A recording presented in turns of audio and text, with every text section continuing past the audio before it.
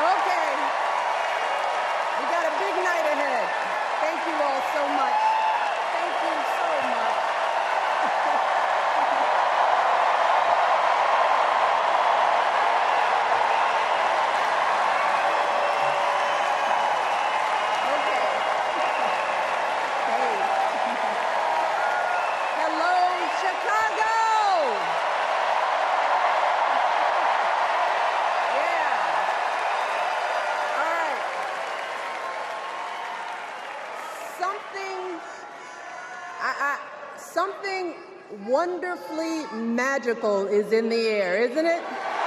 Yeah.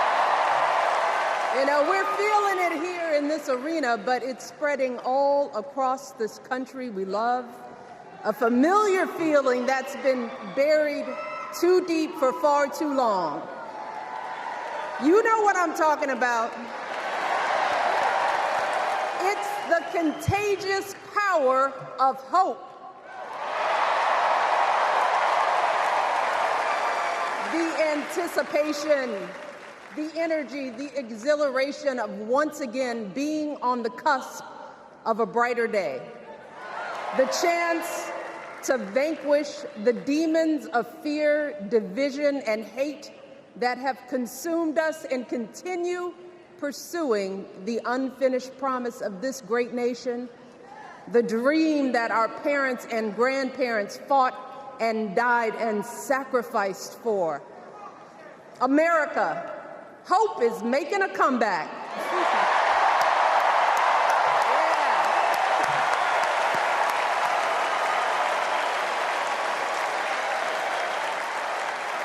But to be honest, I am realizing that until recently, I have mourned the dimming of that hope. And maybe you've experienced the same feelings, that deep pit in my stomach, a palpable sense of dread about the future. And for me, that mourning has also been mixed with my own personal grief. The last time I was here in my hometown was to memorialize my mother, the woman who showed me the meaning of hard work and humility and decency, the woman who set my moral compass high and showed me the power of my own voice. Folks,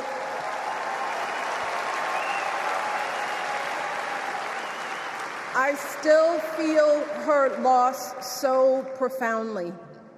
I wasn't even sure if I'd be steady enough to stand before you tonight, but my heart compelled me to be here because of the sense of duty that I feel to honor her memory and to remind us all not to squander the sacrifices our elders made to give us a better future.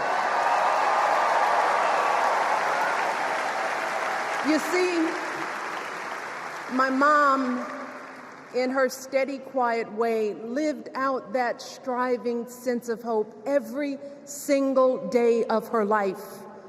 She believed that all children, all people have value, that anyone can succeed if given the opportunity. She and my father didn't aspire to be wealthy. In fact, they were suspicious of folks who took more than they needed. They understood that it wasn't enough for their kids to thrive if everyone else around us was drowning.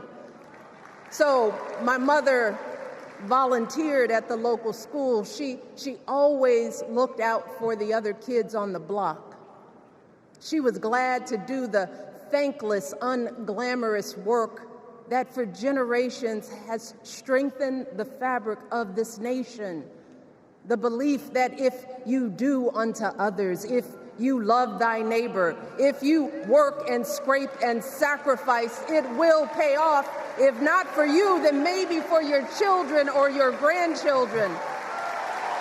You see, those values have been passed on through family farms and factory towns, through tree-lined streets and crowded tenements, through prayer groups and National Guard units and social studies classrooms. Those were the values my mother poured into me until her very last breath. Kamala Harris and I built our lives on those same foundational values. Even though our mothers grew up an ocean apart, they shared the same belief in the promise of this country. That's why her mother moved here from India at 19. It's why she taught Kamala about justice, about the obligation to lift others up, about our responsibility to give more than we take. She'd often tell her daughter, "Don't sit around and complain about things, do something." So, with that voice in her head, Kamala went out and she worked hard in school, graduating from an HBCU, earning her law degree at a state school. And then she went on to work for the people, fighting to hold lawbreakers accountable, strengthening the rule of law, fighting to get folks better wages, cheaper prescription drugs, a good education, decent health care, child care, elder care. From a middle-class household, Kamala worked her way up to become Vice President of the United States of America.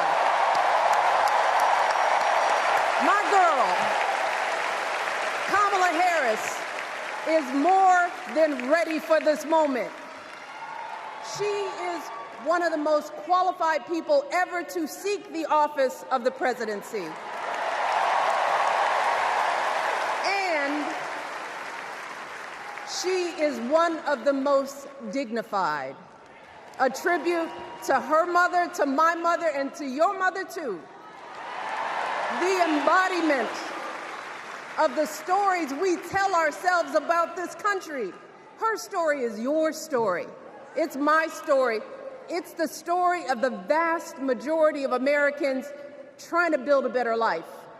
Look, Kamala knows, like we do, that regardless of where you come from, what you look like, who you love, how you worship, or what's in your bank account, we all deserve the opportunity to build a decent life. All of our contributions deserve to be accepted and valued.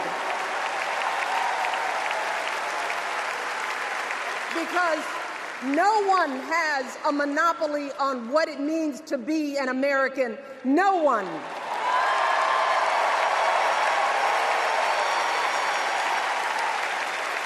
Kamala has shown her allegiance to this nation, not by spewing anger and bitterness, but by living a life of service and always pushing the doors of opportunity open to others. She understands that most of us will never be afforded the grace of failing forward.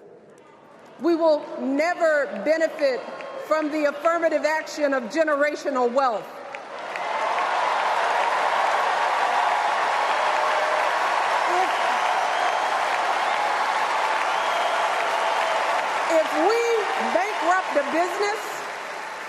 If we bankrupt a business or choke in a crisis, we don't get a second, third, or fourth chance. If things don't go our way, we don't have the luxury of whining or cheating others to get further ahead. No. We don't get to change the rules so we always win. If we see a mountain in front of us, we don't expect there to be an escalator waiting to take us to the top. No. We put our heads down. We get to work. In America, we do something.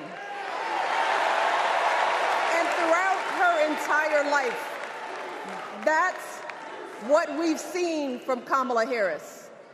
The steel of her spine, the steadiness of her upbringing, the honesty of her example, and yes, the joy of her laughter and her light. It couldn't be more obvious.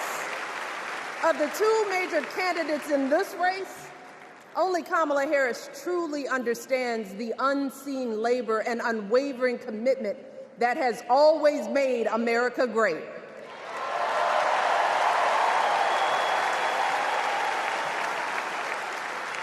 Now, unfortunately, we know what comes next.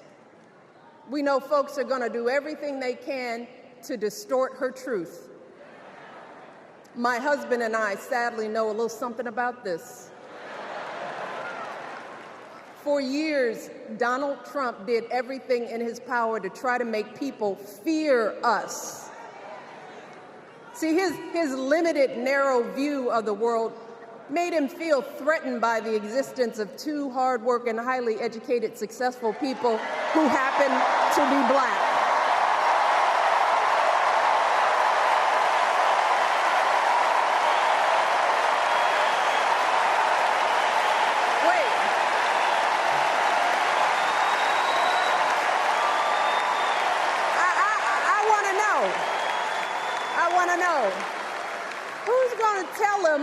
Who's going to tell him that the job he's currently seeking might just be one of those black jobs?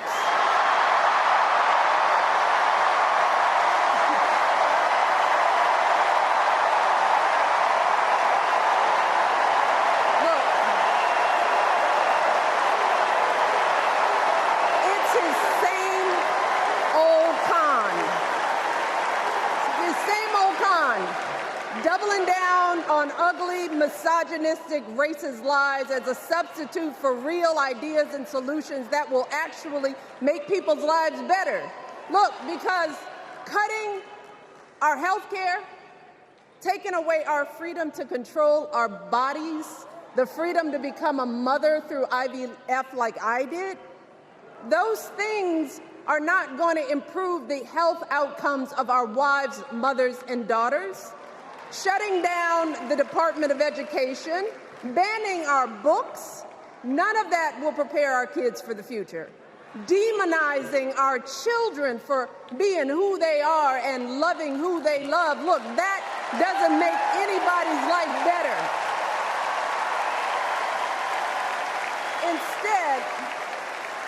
Instead, it only makes us small.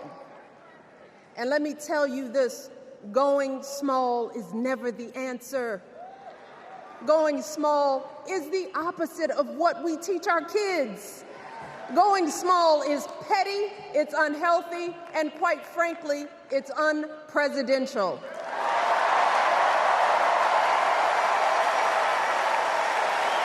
So, why would any of us accept this from anyone seeking our highest office? Why would we normalize that type of backward leadership? Doing so only demeans and cheapens our politics.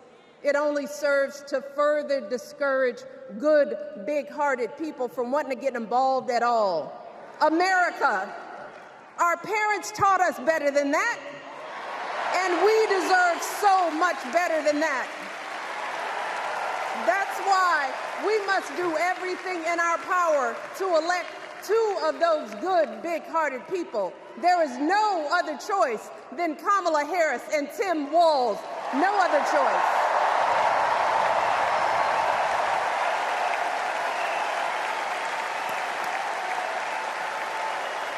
But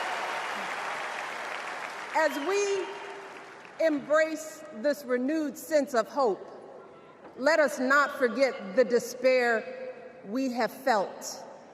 Let us not forget what we are up against. Yes, Kamala and Tim are doing great now. We're loving it. They're packing arenas across the country. Folks are energized. We are feeling good. But remember, there are still so many people who are desperate for a different outcome, who are ready to question and criticize every move Kamala makes, who are eager to spread those lies, who don't want to vote for a woman, who will continue to prioritize building their wealth over ensuring that everyone has enough. So no matter how good we feel tonight or tomorrow or the next day, this is going to be an uphill battle. So folks, we cannot be our own worst enemies. No. See, because the minute something goes wrong, the minute a lie takes hold, folks, we cannot start wringing our hands. We cannot get a Goldilocks complex about whether everything is just right. And we cannot indulge our anxieties about whether this country will elect someone like Kamala instead of doing everything we can to get someone like Kamala elected.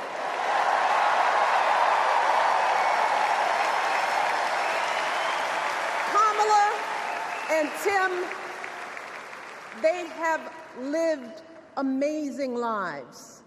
And I am confident that they will lead with compassion, inclusion, and grace. But they are still only human. They are not perfect. And like all of us, they will make mistakes. But luckily, y'all, this is not just on them.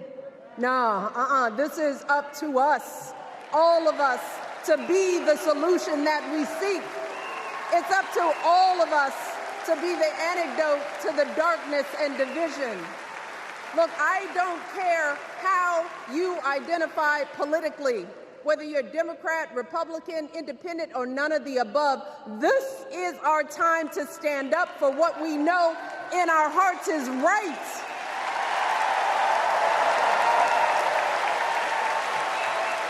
To stand up, not just for our basic freedoms, but for decency and humanity, for basic respect, dignity, and empathy, for the values at the very foundation of this democracy. It's up to us to remember what Kamala's mother told her. Don't just sit around and complain, do something. So if they lie about her, and they will, we've got to do something. If we see a bad poll, and we will, we got to put down that phone and do something. If we start feeling tired, if we start feeling that dread creeping back in, we got to pick ourselves up, throw water on our face, and what? We only have 2.5 months, y'all, to get this done.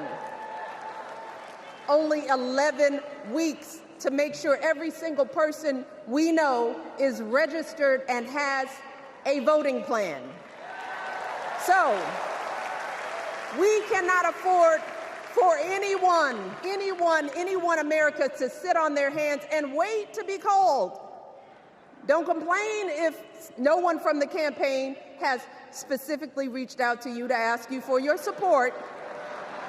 There is simply no time for that kind of foolishness.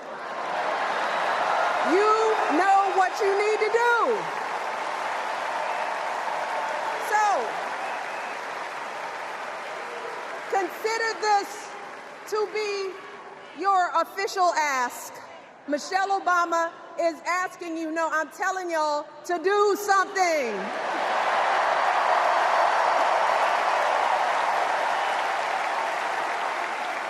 Because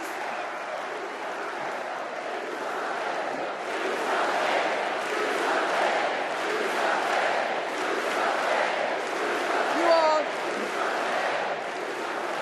this election is going to be close. In some states, just a handful, listen to me, a handful of votes in every precinct could decide the winner. So we need to vote in numbers that erase any doubt. We need to overwhelm any effort to suppress us. Our fate is in our hands. In 77 days, we have the power to turn our country away from the fear, division, and smallness of the past. We have the power to marry our hope with our action. We have the power to pay forward the love, sweat, and sacrifice of our mothers and fathers and all those who came before us. We did it before, y'all, and we sure can do it again. Let us work like our lives depend on it. And let us keep moving our country forward and go higher, yes, always higher than we've ever gone before as we elect the next President and Vice President of the United States, Kamala Harris and Tim Walz. Thank you all. God bless.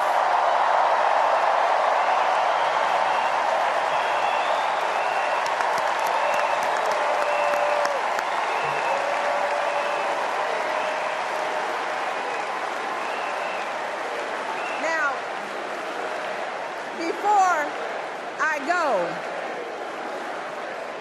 I have one more job tonight.